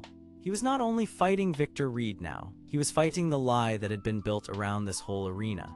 Coach Henry stayed near the ropes with his shaved head, gray beard, and steady eyes, watching everything with the calm of a man who had seen too many tricks to trust a loud room. Ricky, with his brown hair and careful face, stayed close behind him, gloves raised, ready to move fast if the danger changed shape. Eddie, the tired arena worker with dark hair and a nervous stare, stood near a side ladder under the platform lights because he had already been caught in the middle of this mess and still wanted out. Sharon Miles, the woman in the sleek dark suit with straight blonde hair and a hard, calculating smile, remained high in the control section above the ring, where she could watch the whole arena like it belonged to her. She wanted power, control, and silence because the hidden system she helped build could keep the champion title, the contracts, and the crowd all under her hand. Victor Reed, tall and heavy with black hair, a square jaw, and black gloves that looked like iron, faced Ali from the far side of the ring. He wanted to crush Ali before the truth spread any farther because if the crowd learned that the match was being bent and managed from above, then Victor would lose more than pride. He would lose the image Sharon had paid so much to create. That was the real danger now. The fight had become a battle over who owned the story, and if Ali failed, the lie would keep standing while honest fighters like Ricky and Eddie stayed trapped under it. Victor came forward first, but his steps were no longer smooth and full of certainty. His shoulders were still huge and his stare was still cold, yet there was a crack in the way he moved because he could feel the crowd changing. Some fans were still cheering his name, but others were starting to whisper after seeing the broken camera panel and the strange movement above the ring. Ali did not rush. He let Victor come close, then shifted to the side with a quick, clean step that came from long practice and deep calm. Victor swung hard, trying to force the issue, but Ali slipped the strike and answered with a fast jab that snapped Victor back just enough to make him miss his next move. The crowd gasped, then shouted louder. Coach Henry called from the edge, telling Ali to stay light and keep Victor guessing. Ricky watched the control platform and saw Eddie staring at a hanging service rail that led to the upper catwalk. Eddie looked scared, but he also looked trapped by the same fear that had kept him silent so long. Ricky understood first. The hidden plan above the ring was not just a trick for one fight. It was part of a system that could change signals, block cameras, and push the crowd into believing whatever Sharon wanted them to believe. That was why Eddie mattered. He had helped maintain the arena after hours, and he had seen the sealed doors, the false wiring, and the extra power line that ran to the upper platform. He had been told to keep quiet because if he spoke up, he would lose his job and maybe much more. Now, with the truth beginning to surface, Sharon needed him silent even faster. She turned sharply toward the workers on the platform and ordered them to cut the lights above the ring, hoping darkness would make the crowd panic and make Ali look like the cause of the chaos. But Ali saw the shift before it finished.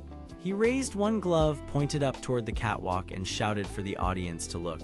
His voice cut through the noise with a clear strength that made people turn. "They are hiding something above us," he called. "Do not let them decide what you see." That single moment changed the room. The crowd leaned forward. The lie could no longer stay buried as just a rumor. It was now part of the fight. Then the twist hit the arena like a hard bell.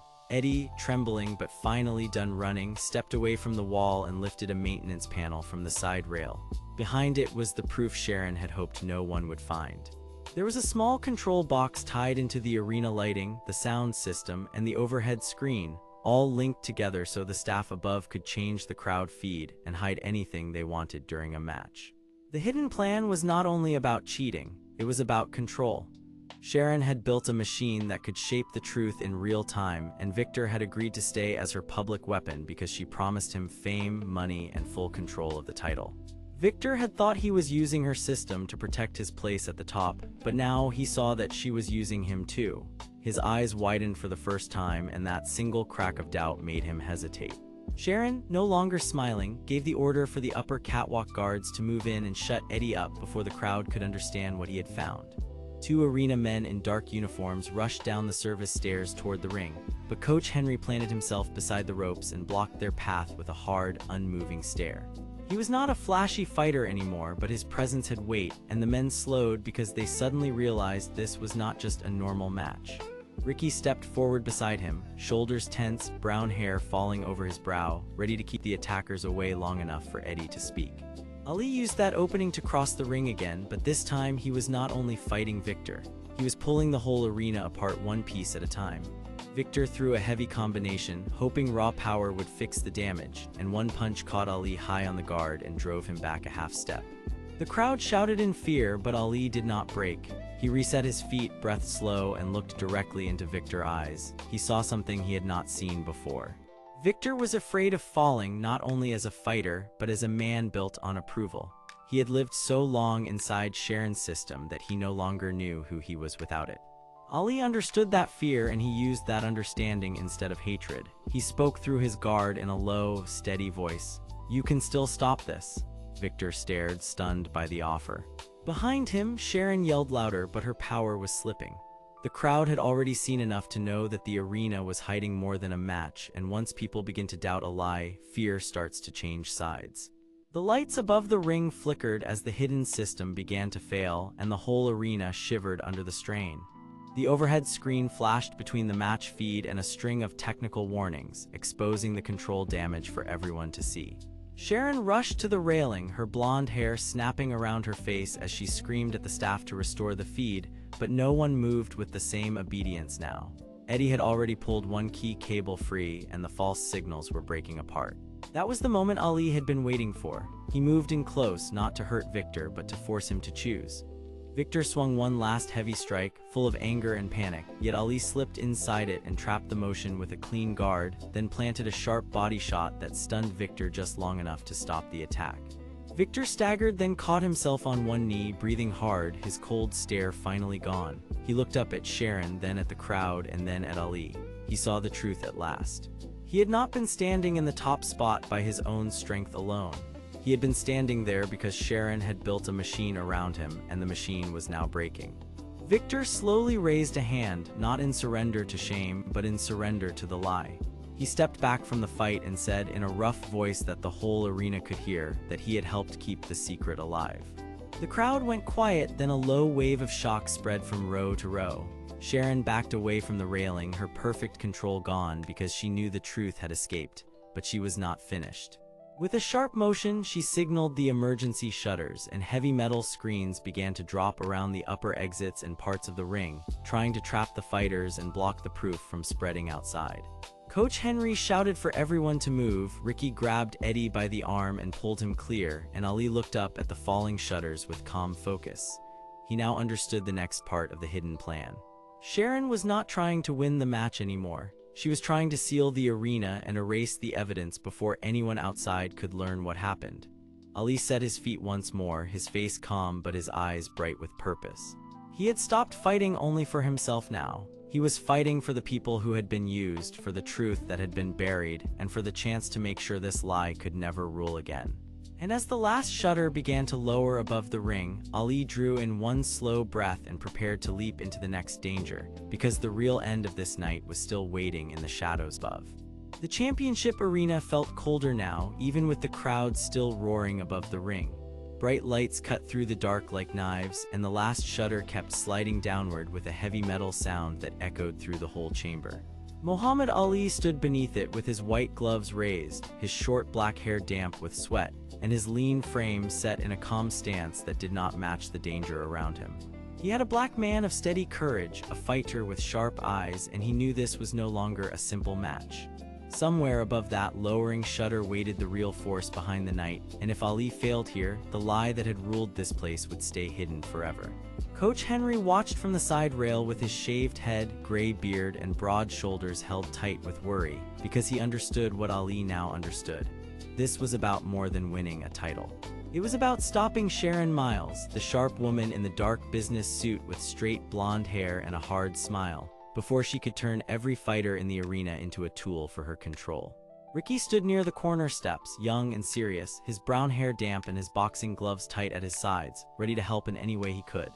Eddie, the weary worker in a stained uniform, hovered near a service door with dark hair and a face full of fear, because he had already seen too much and was now trapped between Sharon and the truth. Victor Reed remained in the center of the ring, tall and heavy with black hair, a square jaw, and a cold stare that seemed to drain the warmth from the whole place. He had been built up as the unbeatable champion, but even he looked uneasy now, because the arena around him was changing too fast for his control. The danger was clear. If the shutter closed and the upper walkways sealed off, Sharon could erase the evidence, trap the fighters, and keep the night locked inside the arena forever. Ali glanced at the shutter, then at the broken line of shadows above the ring, and he made a choice. He did not charge Victor first. He leaped toward the narrow maintenance stairs at the edge of the platform, moving fast and low as the shutter came down another foot. Victor barked a warning and rushed after him, his heavy steps shaking the ring canvas, but Ali was already climbing, using the rail, the wall, and every hard edge of the structure to pull himself upward. Coach Henry shouted for Ricky to keep the lower level clear, because more men in dark uniforms were beginning to pour in from the side corridors. Ricky obeyed at once, his careful face turning firm as he squared up to block the first wave. He was not the loudest man in the arena, but he was loyal, and loyalty mattered now more than style.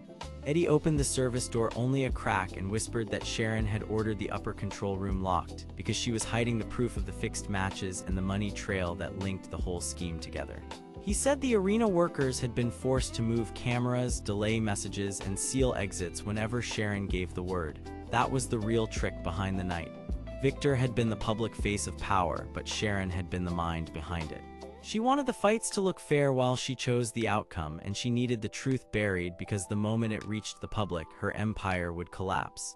Ali heard every word as he climbed, and the calm in his face deepened into something stronger. He was no longer thinking only of the next punch. He was thinking of every fighter who had been pushed, paid off, or broken by a system that treated them like pieces on a board. The upper walkway was narrow, dim, and lined with steel beams that carried harsh shadows across the floor. Ali reached it just as the last shutter settled with a final, ugly clang. The arena below became a boxed prison of light and noise, while the space above turned into a maze of dark halls and locked doors. Sharon Miles was there already, standing near the glass control room with perfect posture and a cold, measured expression. Her blonde hair was pulled back neatly, and her sleek suit made her look even more controlled, like she owned every inch of the building. She did not shout, she did not panic. That made her more dangerous because her fear had already turned into plans. In a clear voice, she told Ali that the crowd wanted a show, not a truth, and she said the truth was too messy for the world she had built. She admitted she had used Victor Reed because brute strength sold tickets, and she had used Eddie and the arena staff because people with no power were easy to pressure. She had arranged for certain fighters to lose, certain cameras to fail, and certain records to vanish. Also, she could keep the arena rich and obedient.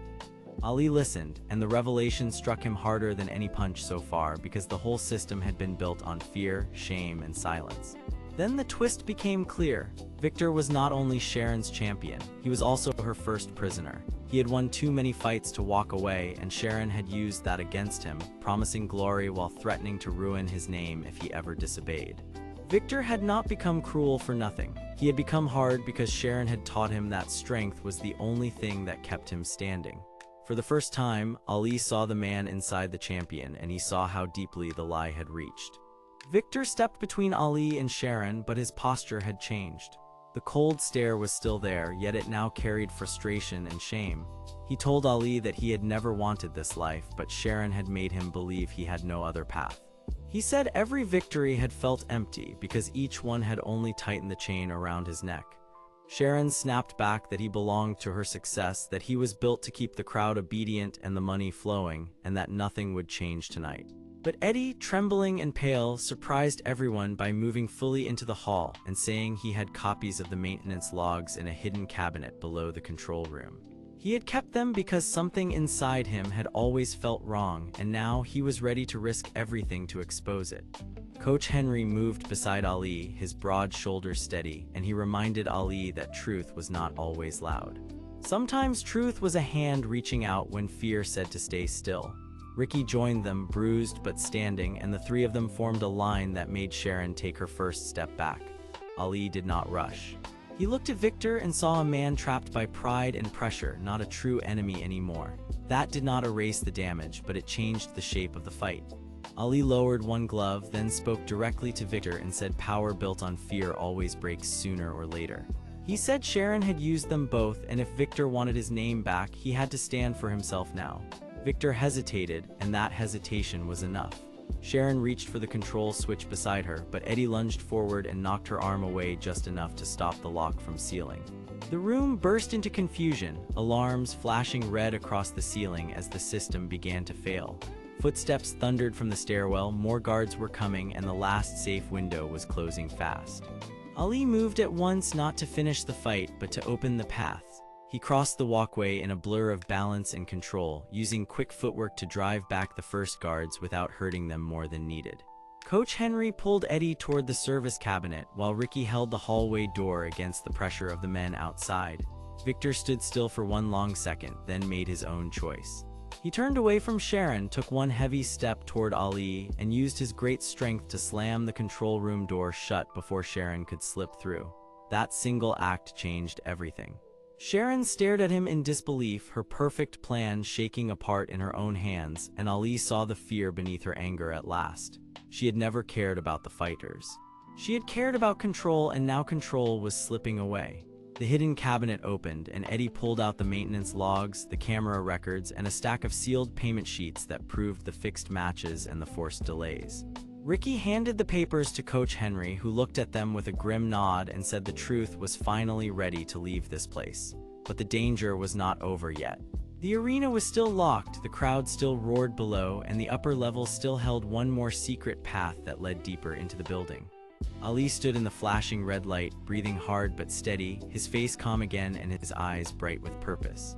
He had stopped fighting only for himself now. He was fighting for the people who had been used, for the truth that had been buried, and for the chance to make sure this lie could never rule again. And as the alarms kept ringing and Sharon backed toward the dark hallway beyond the control room, Ali set his feet once more, ready for whatever waited in the shadows above, because the real end of this night was still not in sight. The alarms kept screaming through the championship arena, and their sharp sound cut through the heavy air like a warning that no one could ignore. Bright lights still blazed over the broken control room, but beyond that room, the hallway waited in deep shadow, narrow and silent, like the arena itself had turned into a trap. Muhammad Ali stood with his white gloves raised, his short black hair damp with sweat, and his sharp eyes fixed on Sharon Miles as she backed away with careful steps. Sharon was a woman with straight blonde hair, a slim build, and a hard smile that never reached her eyes. She had spent the night pushing people around with money, fear, and lies, and she wanted one thing more than anything else: control. If Ali failed now, her false story would stay buried, Victor Reed would stay protected, and the people in the arena would remain trapped under her rules. That truth hung in the air as plainly as the alarms, and Ali knew this was no longer only a boxing match. It was a fight for every person she had used, every worker she had threatened, and every lie she had built into the walls of this place. Coach Henry moved up beside Ali first, calm and steady, with his shaved head, gray beard, broad shoulders, and worn dark training shirt. He had the look of a man who had seen too many hard rounds to waste fear on what came next. Ricky stayed just behind him, a young man with brown hair, a slim athletic frame, and a serious face that showed both worry and trust. He wore plain gym clothes and boxing gloves, and his careful eyes kept checking the hallway behind Sharon. Eddie stood near the broken console, his dark hair messy, his worker uniform dusty, and his tired face tight with nerves. He had been hiding from pressure for too long, but now he was here because he knew something important, and that made him matter. He had seen parts of the arena that Sharon thought nobody would question, and he wanted freedom as much as anyone else, even if he was afraid to say it out loud. Ali looked at all three of them and understood the shape of the night in a new way. He was not alone, and this place was not only a ring. It was a machine built to scare people into silence, and Sharon was the person who kept that machine running. Sharon stopped at the mouth of the hallway and turned just enough to flash that cold, measured smile. She did not shout because she did not need to. Her voice stayed low, clear, and smooth, like she believed calm control could still cover the truth. She told Ali that he should have taken the easy reward, the easy fame, and the easy victory, because her world always favored people who stayed quiet and took what they were given. Then she explained the reason behind her cruelty in a way that finally made her motive plain. Years ago, the arena had begun as a place to celebrate fighters, but when the money got bigger, she and Victor Reed changed it into something worse. They collected private betting records, secret contracts, and hidden payments, and they used those records to control fighters, workers, and officials. If the truth came out, everything she had built would collapse, and Victor would lose the power that kept him above everyone else. That was why she had framed honest people, locked workers into fear, and pushed Ali toward a final fight she thought he could not survive. Her goal had never been respect. Her goal had always been ownership. The moment she said it, the whole night became clearer and far more dangerous. Then Eddie found his voice. His hands shook, but he stepped away from the console and pointed toward the dark hallway. He said he had been sent to hide one last set of files inside the maintenance corridor above the arena floor, where the cameras did not cover every angle. Those files were the final piece of proof, and Sharon had ordered him to keep them hidden until after Victor won. If Victor won, the records would be destroyed, the workers would stay silent, and the arena would keep feeding on fear. But Eddie could not keep carrying that weight anymore. He had watched people bend under pressure, watched honest fighters get pushed aside, and watched Sharon use promises like chains. Now he wanted out, and he wanted the truth to live. Ali listened without interrupting because he understood something important in that moment. Eddie was not weak. He was trapped. That made him dangerous to Sharon because a frightened person who finally chooses honesty can shake a whole system more than a loud crowd ever could. Sharon saw that too, and for the first time her smile slipped for a second before she hid it again. She motioned toward the hallway, and from the dark behind her came the heavy footsteps of Victor Reed. Victor Reed stepped into the broken light like a wall made of muscle and anger. He was a tall man with black hair, a heavy build, a square jaw, and a cold stare that never seemed to blink. He wore dark championship trunks and black gloves, and his whole body carried the pressure of someone who liked making other people feel smaller. Victor had not come to talk. He had come to finish the work Sharon started. He believed strength gave him the right to decide who mattered, and he liked the money, the attention, and the fear that came with that power. But even Victor was not acting alone. He had stayed loyal to Sharon because she had buried his past mistakes, protected his name, and kept the records hidden that could destroy him too. That was the real chain around his neck. Ali saw it instantly, and he knew the truth had reached a deeper level than fists or pride. Victor was not just an enemy. He was also a man who had traded his conscience for protection, and that choice had turned him into Sharon's strongest weapon. The fight ahead was no longer simple. It was a clash between a man who had learned how to carry himself with honor and a man who had learned how to hide behind force. The control room door groaned as Victor lunged forward, and the broken space exploded into motion. Ali moved first, slipping under the heavy swing with smooth boxing steps, his white trunks flashing under the lights as he turned his shoulders and stayed balanced. Coach Henry shouted one sharp warning, not from panic but from experience, and Ricky moved to block the side path so Sharon could not slip away with Eddie or the files.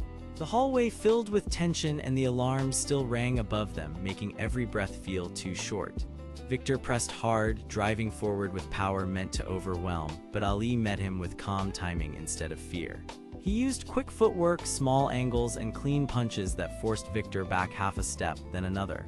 Ali was not trying to crush him in rage. He was trying to open space, protect Eddie, and keep Sharon from disappearing with the truth. That was the change in Ali now. He still had pride, still had fire, but his heart was wider than before. He was not fighting for applause. He was fighting for people who could not fight back. Sharon retreated down the dark hallway, but she did not run in confusion. She moved like someone following a plan she had prepared long before this night began. She slapped a switch on the wall, and a set of metal shutters dropped halfway behind Victor, trying to divide the group and trap Ali in the control room with the stronger fighter. Eddie shouted that the files were above them in a locked maintenance case near the upper catwalk. Ricky glanced up, saw the narrow stairway, and understood what had to happen. He told Coach Henry that he would go for the case if Henry could keep the path open. Henry nodded once, then planted himself near the doorway like a mountain, ready to hold the line. Ali heard all of it while he kept moving against Victor, and he realized the night had split into two battles at once. One battle was in front of him where brute force tried to crush him. The other was above him where the proof of Sharon's crimes waited in a locked case guarded by shadows and time. The stakes climbed higher with every second. If the files disappeared, the truth would be buried again. If Victor broke through, Sharon would escape. If Eddie lost his nerve, the last chance would vanish. Victor tried a hard rush, but Ali shifted aside and answered with a sharp combination to the body and shoulder, enough to break the charge and force Victor to reset. The big man grunted and stared at Ali with new anger because he could feel the difference now. Ali was not drifting under pressure anymore. He was reading the fight, reading the room, and reading the truth behind the people in it. Then Sharon called from the hallway, telling Victor to stop wasting time and crush Ali before the others could reach the upper level. That single order revealed something else. Sharon was afraid, not of fists, but of exposure. She feared the files more than she feared any crowd because the records would show every payment, every hidden threat, and every person she had used as a piece on her board. The truth had become a blade aimed at her empire, and she knew it. Eddie, hearing her voice, made a choice at last. He rushed to the wall panel, ripped open the small metal cover, and revealed a hidden path to the upper stair. It was narrow, dusty, and barely lit, but it was real. He looked at Ali and said in a shaking but clear voice that the case was still up there, and if they moved now, they might still reach it before Sharon could seal the route. Ali gave one firm nod because that was the moment he had been waiting for.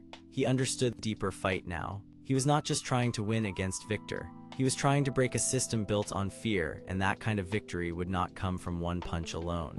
Ali pushed Victor back with one final step, then turned toward the stairway as Coach Henry held the doorway and Ricky started up after Eddie. Sharon saw the move and shouted for Victor to stop them, but Victor had already lost a little of his edge because Ali had shaken his certainty. For the first time, the great force in dark trunks looked less like a monster and more like a man who was running out of answers. Ali used that opening and crossed toward the stairs, his breathing steady, his eyes bright, and his body ready for the next round.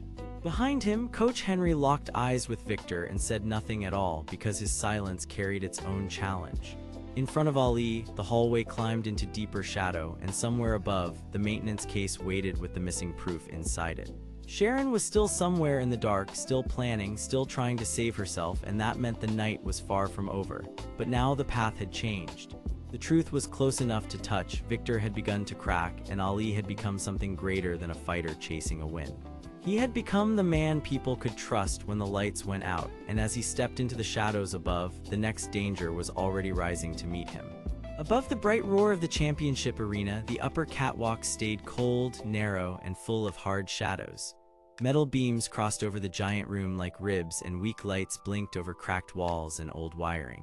Below, the crowd still shouted for the main fight, but up here the sound came as a distant storm, broken and thin. Muhammad Ali moved through the maintenance hallway with quiet steps, his white and gold trunks catching only small bits of light while his sharp eyes kept searching every dark corner. He was not chasing pride now. He was chasing the truth because the missing proof inside the maintenance case could expose Sharon Miles, clear the names that had been twisted by lies, and finally show why Victor Reed had been pushed so hard into this night.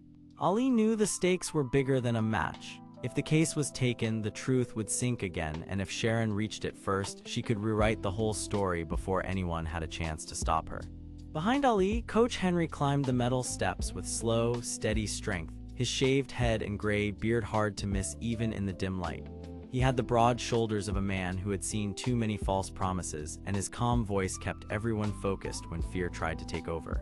Ricky followed close behind, his brown hair damp with sweat, his slim body ready to move fast, and his serious face showing the kind of loyalty that never asked for applause. He had wanted to help Ali from the start because he believed truth mattered more than winning. Victor Reed was not with them in the hallway, but his pressure still hung over the night like a heavy wall. He was a tall, powerful man with black hair, a square jaw, and a stare that could freeze a room. Yet now, for the first time, his cold certainty had begun to break. He had seen too much, heard too much, and felt the weight of what Sharon had asked him to defend. That crack mattered because a man who stops trusting his own side can become the key that opens everything. Ali understood that Sharon was not simply hiding, she was trying to survive. She had blonde hair, a sharp smile, and a mind that never stopped planning, because if the proof came out, her control over the arena, the fighters, and the money would collapse. She had built her whole life around control, and now that control was slipping fast. The first danger came without warning. A steel panel at the end of the hallway shifted open, and Eddie stepped out with trembling hands.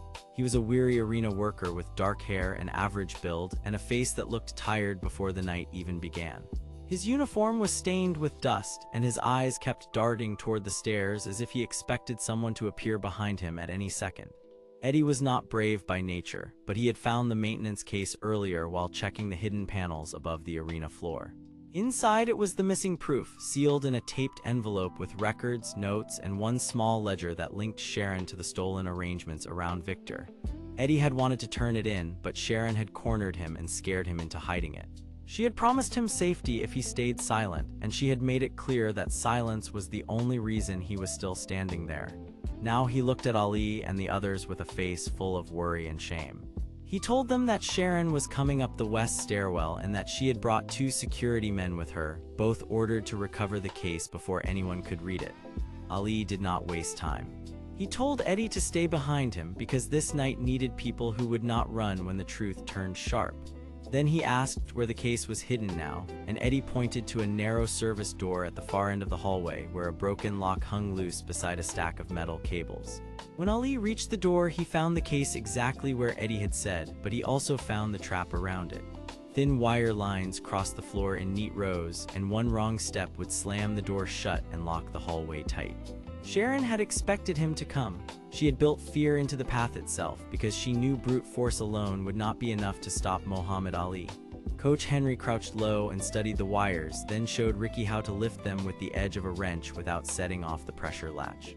Ricky worked carefully, his hands steady despite the tension, and Ali watched both of them with growing respect. This was not just a fight anymore, it was a team. It was trust made visible in small, careful movements. Once the path was clear, Ali opened the case and found the proof wrapped in plain paper, along with a voice recording device and a few folded notes. The notes showed exactly how Sharon had managed the hidden betting pressure around the arena, and they also showed that Victor had been used as a shield, not a partner. The recording was even worse for her. It held Sharon saying that if Victor stayed afraid, he would keep taking the blame while she kept the real control. That was the twist buried inside the darkness. Victor was not the mastermind. He had been controlled, pushed, and cornered by Sharon until he thought her plan was his only way out. Ali looked at the proof, then at the faces around him, and he understood why the night had felt wrong from the beginning. The enemy was not only force, it was fear dressed as power. Then Sharon arrived. Her blonde hair shone under the weak light, and her dark suit looked sharp even in the grim hallway, as if she had dressed for a board meeting instead of a hidden war. She did not rush. She walked with the cold confidence of a woman who still believed the room belonged to her. But her smile was tight now because she could see the case in Ali and hear the change in the air. Behind her, 2 security men blocked the stairwell, and one of them held a baton ready for trouble. Sharon told Ali that he did not understand the cost of exposing everything, and for a moment her voice almost sounded honest. She admitted that the arena was full of debts, secret payments, and threats from people higher up than Victor or herself.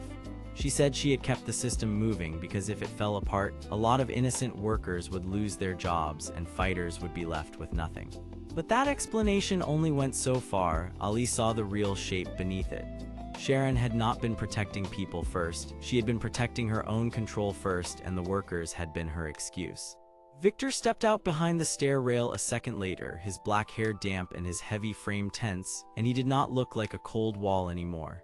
He looked like a man who had finally heard his own name spoken honestly. He had been angry because he believed strength should make everything simple, but Sharon had used that belief and turned it into a cage. Now he stared at the proof and at Ali, and his jaw tightened as he realized he had been fighting the wrong battle all night. The hallway filled with pressure, but not the kind that came from fists. It came from choices. Sharon ordered the security men forward, yet Victor raised one hand and stopped them. That single movement changed everything because the power she had used to control him was finally slipping away. Coach Henry stepped beside Ali, steady as a pillar, while Ricky moved to the side to keep Eddie safe. Ali did not swing first, he spoke first because he knew this moment needed more than force. He told Victor that strength without truth was just another kind of trap, and he told Sharon that her control was already ending. Then he held up the proof so everyone could see it. For a second, nobody moved. Even the crowd below seemed far away, like the whole arena was waiting to hear which way the night would break. Sharon tried one last move. She reached for the case, but Eddie, to his own surprise, stepped in front of her and blocked the path. His hands were shaking, yet his voice came out clear when he said he was done being scared. That small stand gave Ali the opening he needed. He shifted forward, not to harm, but to pressure, and he forced the security men back with sharp footwork and perfect timing. Victor then turned on the men who had been following Sharon, and the hallway erupted into a hard clash of bodies, footsteps, and shouted orders. No one was hurt beyond bruises and fear, but the balance broke. Sharon was driven back toward the stairwell, her perfect control shattered, and Victor stood between her and the proof she had tried to bury. When the noise finally settled, Ali remained in the middle of the narrow hall, holding the case like something alive. He was still tired, still bruised by the long night, and still surrounded by danger, but something inside him had changed in a deep and lasting way. He had come into the arena as a fighter who wanted to win and prove himself. He stood there now as a man who understood that trust was a kind of strength, and truth was a duty he could not walk away from. Coach Henry saw it first and gave a small nod because he had been waiting for Ali to make that change. Ricky felt it too, because he had followed Ali into the dark and found a leader who listened as much as he struck. Victor said nothing at first, but his eyes were no longer cold. They were tired, angry, and honest in a way they had not been before. Sharon backed toward the upper stairwell, her smile gone now, her plan broken but not finished, because even cornered people can still make one more dangerous move. Ali knew that this night was not over yet. The proof was safe for the moment, but the arena was still full of hidden hands, and the next door above the catwalk was already opening somewhere in the dark. So he tightened his grip, looked into the shadows ahead, and stepped forward again, ready for whatever rose next from the night. The championship arena still burned with bright lights, but the upper halls above it felt cold and tight. Dust floated through the weak lamps in the maintenance hallway, and every step sounded too loud. Muhammad Ali moved first, a black man with short black hair, sharp eyes, and a lean fighter stance. He wanted the truth to stay safe, and he wanted the night to end without another trick. Behind him came Coach Henry, a man with a shaved head and a gray beard, steady as stone. Ricky followed close, a young man with brown hair and careful eyes, ready to help if the shadows moved. The problem was simple and dangerous now. Sharon Miles still wanted the maintenance case because it held sealed papers, a recording device, and notes that could expose her plan with Victor Reed. If she took it back, she could still control the arena and bury the truth. Then Eddie stepped out from a side door, shaking in his work uniform. He was the arena maintenance man, and fear had pushed him into helping Sharon. His voice broke as he told them that Victor had promised him protection if he stayed quiet. Victor Reed stood at the far end of the hall next, tall, heavy, and cold-faced. He was not just fighting for pride. He wanted the rigged system to survive because it had carried his rise and kept his power safe. That was the twist that changed everything. Victor was not only a champion protecting a title. He was guarding a machine built on cheating, and Sharon had been the one running the hidden deals. She had used Eddie, threatened the workers, and tried to trap Ali in the arena so the proof would vanish before morning. Ali did not rush this time. He looked at Eddie and then at Victor, and he saw how fear had trapped them both. He told Eddie to stand aside and choose honesty. He told Victor the title would mean nothing if it rested on lies.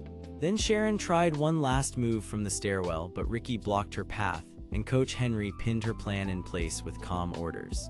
The case was opened under the harsh light, and the truth inside could not be denied. Victor finally lowered his gloves. Eddie confessed everything. Sharon was forced to retreat into the darkness, and the arena workers began to gather around Ali like people waking from a bad dream. By dawn, the proof was in safe hands, the rigged scheme was exposed, and Ali left the arena not just as a boxer, but as a man who had turned pride into courage and won something much bigger than a fight.